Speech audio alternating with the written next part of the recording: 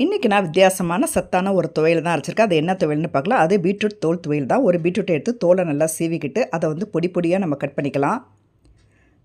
Cut பண்ண தோலை கடாயில் ஒரு 4 ஸ்பூன் எண்ணெய் ஊற்றி அந்த தோலையும் சேர்த்து நல்லா சுருளை வதக்கி ஒரு பிளேட்டில் தனியாக எடுத்து வச்சுக்கலாம். இப்போ பார்த்திங்கன்னா அதே கடாயில் 2 ஸ்பூன் உளுத்தம்பருப்பு, 1 ஸ்பூன் கடலைப்பருப்பு, 1 துண்டு புளி, 2 காஞ்ச மிளகாய் சேர்த்து நல்லா வதக்கினதுக்கப்புறம் 2 பத்தை தேங்காயும் கட் பண்ணி சேர்த்துக்கலாம். 1 துண்டு இஞ்சி, 1 கொத்து கருவேப்பிலை. இதே நல்லா வதக்கினதுக்கப்புறம் ஆல்ரெடி நம்ம வதக்கி வச்சுருந்த பீட்ரூட் தோலை இதோட சேர்த்துக்கலாம். இப்போ இந்த துவையலுக்கு தேவையான உப்பையும் நான் சேர்த்துக்கிட்டேன்.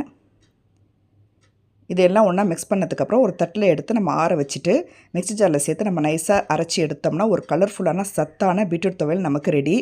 இதை உளுத்தம்பருப்பு கருவேப்பிலை போட்டு தாளிச்சிருக்கேன். இது இட்லி, தோசை, சப்பாத்தி, பூரி சாதத்துக்கு செம்ம டேஸ்ட்டாக இருக்கும். நீங்கள் வீட்டில் ட்ரை பண்ணி பாருங்கள். தேங்க்யூ.